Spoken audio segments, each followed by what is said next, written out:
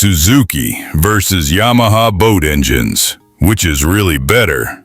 If you had to choose one today, which brand would you genuinely feel safest running offshore? Most boaters have a quick answer, but the real story is more surprising than you'd expect. Because when you dig into reliability, history, and long-term ownership, the obvious winner isn't always the one people assume. Stay with me. You're about to learn something even experienced captains rarely talk about.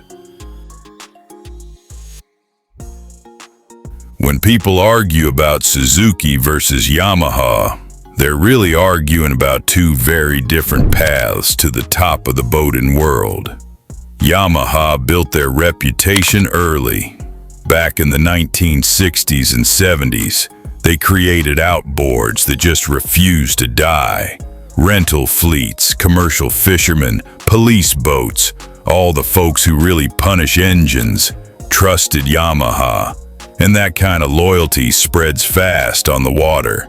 Yamaha became the default option, the brand you picked even before you finished the sentence. Which engine should I? Suzuki showed up later, but they didn't try to copy Yamaha. Instead, they leaned into clever, efficient engineering. Innovations like lean burn, offset drive shafts, and quieter combustion systems made them the smart choice. The pick for boaters who wanted maximum range and minimum fuel burn. Slowly, they went from underdog to serious threat. Today, Yamaha still has the bigger global footprint, more dealers, more mechanics, more recognition. Suzuki has the engineering edge in fuel economy and refinement, but Yamaha's legacy has weight. They've simply been trusted longer and by more people. Winner, Yamaha. Bigger history, larger footprint, and the kind of loyalty you only get when your engines survive decades of questionable owner decisions. Yamaha and Suzuki don't just build engines, they build philosophies. Yamaha's approach is power first, everything else second. Their engines are tuned to deliver strong, low-end grunt and a mid-range punch that makes boats feel lively. Offshore guys love that kind of energy, because when the swells pick up, torque becomes your best friend. Yamaha likes things simple, tough, and dependable. It's the equivalent of a gym bro who only trains heavy compound lifts, brute strength, no nonsense. Suzuki, meanwhile, is the engineer's engineer. They look at an outboard like a puzzle to optimize. Want lower fuel burn? Add lean burn control. Want better balance? Offset the drive shaft. Want quieter operation? Redesign the air intake. Suzuki's entire identity is built around efficiency and refinement. Their engines often weigh less, sip fuel, idle smoother, and feel more carefully tuned overall. Where Yamaha flexes with muscle, Suzuki flexes with numbers, miles per gallon, decibel reduction, long-term savings. It's not that one is better engineered, it's just two different philosophies built for two different kinds of boaters.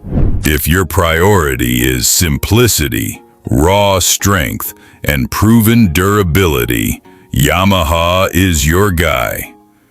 If your priority is efficiency, quiet operation, and clever engineering, Suzuki is the smarter call.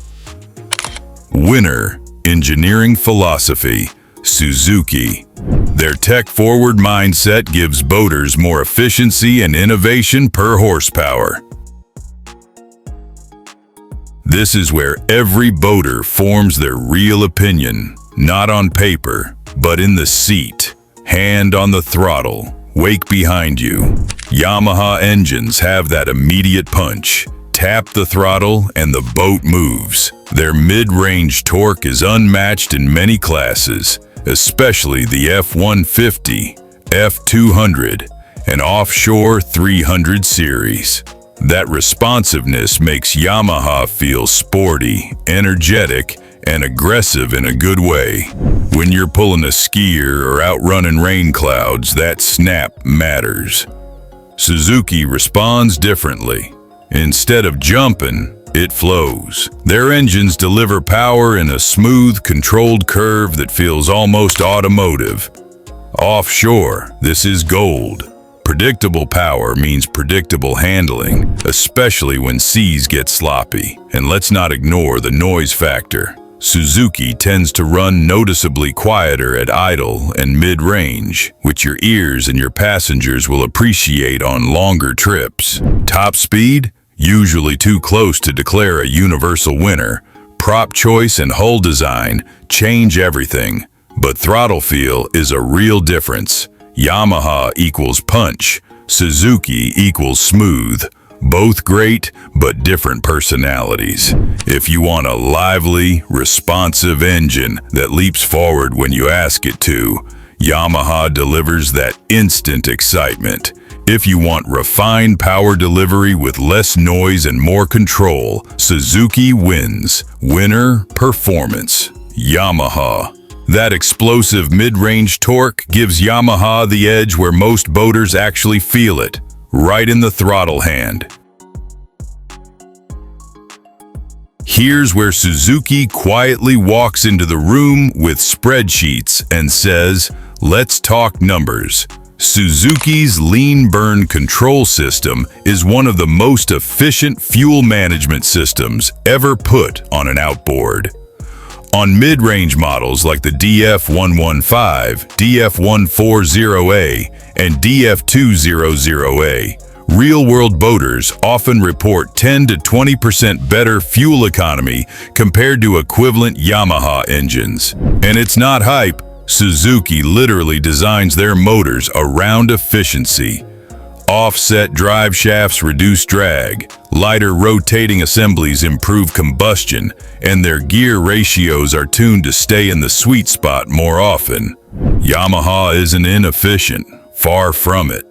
Their modern EFI systems are strong, and their shift dampener system props even reduce load. But Yamaha tunes for performance first, fuel savings second. If you slap a Yamaha F200 on a center console, you'll be smiling at the throttle. But you won't be smiling at every fuel receipt. Maintenance? Again, Suzuki tends to cost a little less. Oil filters, water pumps, spark plugs, all generally cheaper.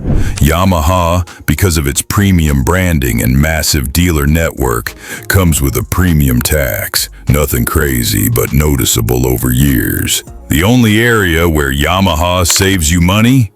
Resale, but that's a different section. So the question becomes, do you want maximum range per tank and lower long-term running costs? Or do you want classic Yamaha punch with acceptable fuel usage? Winner, Suzuki. They simply consume less fuel, more consistently, across more models. Your wallet will notice. Both brands have stellar reputations. Nobody is calling either unreliable. But real-world owners know the patterns, and each brand has its quirks. Yamaha's reliability reputation is legendary. Ask any commercial fisherman in Australia, the Gulf, or Southeast Asia. Half their fleet is Yamaha because the engines survive brutal sun, salt, and neglect. They're famously overbuilt and extremely tolerant of bad fuel, long hours, or owners who think maintenance schedule is a suggestion. But Yamaha isn't flawless. Mid-2000s Yamahas had corrosion issues, particularly on the exhaust housing in some F-series. Older F-115 models had shift shaft corrosion. And Yamaha's OX66 two-strokes, great engines, but they drank fuel like they owned stock in Exxon. Suzuki is also extremely reliable, especially their modern four-strokes from 2010 onward. Their timing chains are self-adjusting, their cooling systems are robust, and their lean burn engines rarely strain themselves. But Suzuki engines can be more sensitive to poor rigging, and older DF70/90s had rectifier issues. Early DF140A blocks also saw some mild corrosion cases. Nothing catastrophic, but noted by owners. Overall durability, Yamaha wins when you throw abuse at the engine. Suzuki wins when properly maintained, running clean fuel with correct setup. But in the harshest conditions, storms, commercial use, charter fleets, one brand is still the undisputed king of just keeps going. Winner, reliability. Yamaha. No matter how you slice it, Yamaha's durability under punishment sets the gold standard. You can build the greatest outboard on earth, but if you can't find parts or a mechanic within 300 miles, life gets rough fast. This is where Yamaha flexes its global empire. Yamaha has the largest service network in the world. Every harbor, every marina, every seaside repair shop, someone there knows how to wrench a Yamaha. Parts arrive fast, mechanics are everywhere, and troubleshooting resources fill forms like their Wikipedia pages. If you're cruising remote areas, or you're the kind of person who only remembers maintenance when a warning light appears, Yamaha's support system is priceless. Suzuki has improved massively, especially in the last decade. In the US, Australia, and Europe, Suzuki now has strong dealer coverage. Their parts supply is solid, their online resources are good, and their modern engines are easier for techs to diagnose. But globally, Suzuki still has patchy regions. In some areas, you'll find great dealers. In others, you might be waiting 2 weeks for a water pump impeller. Maintenance difficulty? Suzuki is often easier to service thanks to thoughtful engineering, but Yamaha wins simply because more people know how to do it. So if you're someone who boats close to civilization, Suzuki's network won't bother you at all. But if you fish remote islands, cross big water, or travel internationally, the difference becomes obvious. Winner. Yamaha, their parts network and technician availability is unmatched. Convenience wins this round. Let's talk money, the topic every boater pretends doesn't matter until they're at the fuel dock or trying to sell their boat. When it comes to upfront pricing, Suzuki almost always lands lower. In many cases, noticeably lower. A Suzuki DF140A can be around $1,250 to $2,500 USD cheaper than a Yamaha F140, depending on the dealership and the package. And Suzuki loves throwing in promotions. Rebates, rigging discounts, extra warranty years, the kind of stuff that makes the final bill feel a lot friendlier. Running costs follow the same pattern. Suzuki engines are famously fuel efficient, so every long trip or weekend run burns less cash. Yamaha engines aren't inefficient, but they're tuned more for performance than maximum economy. Over years of ownership, the difference in fuel usage becomes pretty real. Add in the fact that Yamaha parts and maintenance often cost slightly more, and Suzuki's long-term savings start stacking quietly in your favor. But then resale enters the conversation, and Yamaha just walks in and takes the crown.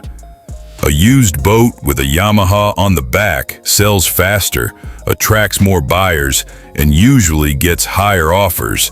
Yamaha has decades of brand recognition, and that reputation shows up directly in the resale value.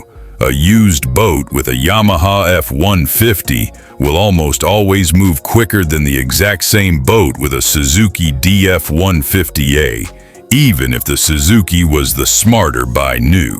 So at the end of the day, total ownership cost splits naturally. Suzuki is cheaper to buy and cheaper to run. Yamaha is easier and more profitable to sell. And this time, we have a tie. Suzuki wins upfront cost plus running cost. Yamaha wins resale plus brand strength.